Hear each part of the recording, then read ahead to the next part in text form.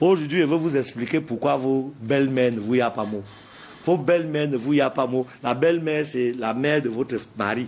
Elle ne vous y a pas mot, donc elle ne vous aime pas parce que c'est fusionnel. Ça veut dire que c'est un Joe, c'est un business qui a begin même d'abord à la naissance. Vous notez d'abord que les relations entre mère et enfant, parents et enfants sont d'abord des relations très complexes, non? Ça veut dire que c'est un genre que personne n'arrive même d'abord à expliquer ça. À plus forte raison, les relations entre la mère et le fils, c'est un traitement qui est un peu spécial.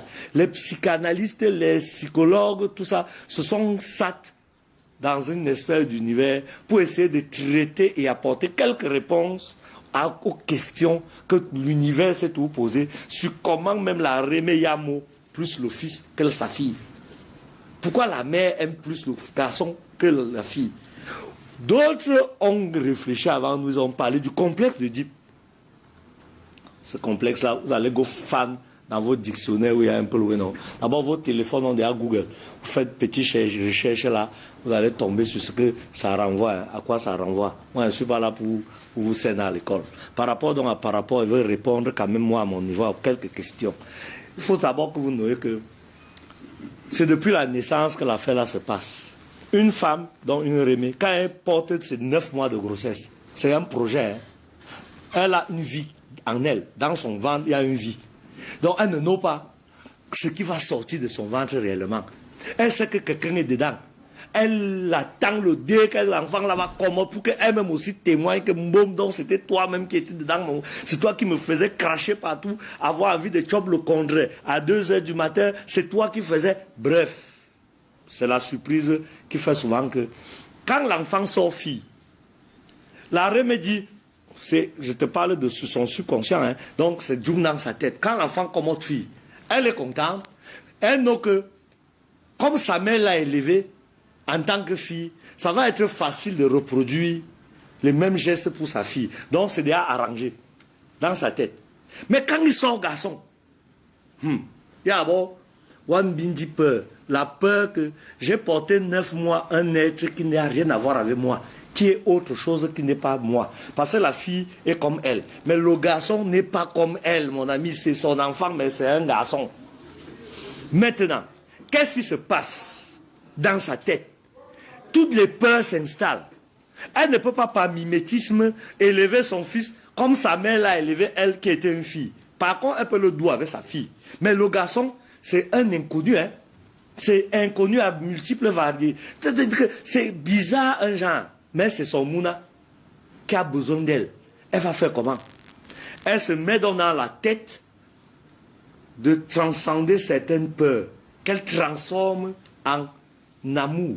C'est-à-dire qu'elle commence à trop vouloir protéger du fait de ses manquements, parce qu'elle se dit qu'elle n'apporte pas suffisamment à cet enfant ce qu'elle aurait pu apporter à une fille qui est comme elle.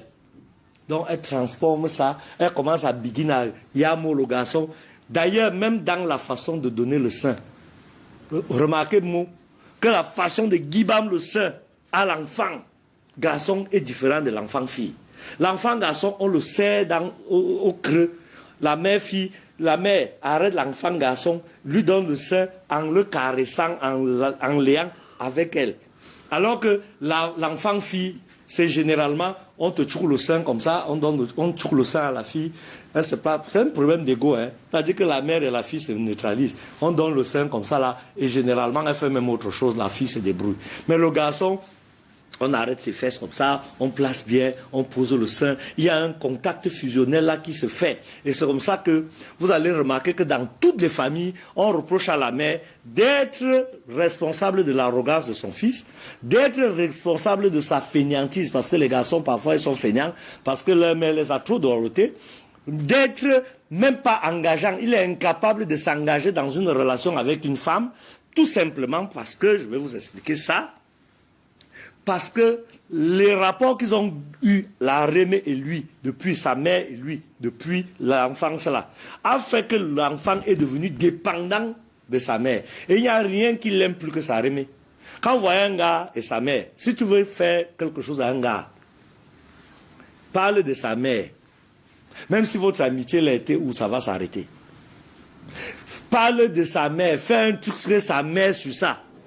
même si tu es la femme de qui, même si tu es sa femme que vous avez 50 ans de mariage, le mariage là va s'arrêter.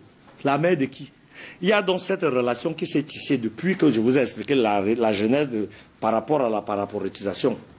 Alors il se trouve que quand un enfant rencontre une fille dehors, un garçon, il veut proposer des rapports ou bien des relations avec cette dernière. Il est tout à la recherche de sa mère à travers la fille là. Et quand il cherche sa mère à travers la fille là, ce n'est pas toujours sur le plan physique. Oui, pas toujours sur le plan physique. Même sur 2 ou 3 choses. Et il cherche la fille là pour faire plaisir à sa mère. Pas davantage se faire plaisir. C'est pour que sa mère accepte son choix. Pour que sa mère valide. Il attend l'assentiment de sa mère. Ça dit que sa mère, que vous voyez là, ça dit qu'elle est une plateforme. Le gars est dans un cocon. Il a peur de mettre son nez dehors parce qu'il ne connaît pas l'extérieur. Donc mieux reste dans la matrice, il reste là au milieu. Le garçon un peureux. Comme sa mère l'a entouré toute sa vie, il a peur de l'extérieur. Il a peur de se battre lui-même. Généralement, il reste longtemps dans la maison de leurs parents. Il reste là. Parfois, il commence même à travailler, il habite où là? Oh non, comme la maison est chère, je viens de commencer le travail. Bon, il peut d'abord habiter là en attendant que toujours les petits prétextes pour rester dans les jupes de sa mère. Oui, et la fille d'autrui qui est venue dans le mariage commence à subir ça sans savoir. Oui, elle subit. Il faut faire plaisir à la belle-mère pour que le fils te aime. Parfois, tu as l'impression que tu as épousé la mère et la belle-mère, le fils et la belle-mère. Ah, c'est à ça que ça renvoie. Mes filles, quand vous passez vos temps là, une femme a élevé son fils. Voilà comment ça se passe. Vous ne nouez pas. Vous êtes comme ça là, vous regardez les garçons qui marchent en roue là. L'homme qui dort à côté de toi là. Comme tu le vois qui dort là à côté de toi, même si ça arrive. Le seul bon mariage qui marche, c'est quand la belle-mère est d'ail. Malheureusement. C'est pour ça qu'en Europe, partout, les grands penseurs ont écrit dessus. Hein. Il y a beaucoup d'ouvrages dessus. Que les belles filles préfèrent leur belle-mère morte. Hein. Oui, c'est cruel, mais ça dit qu'une belle-mère vivante,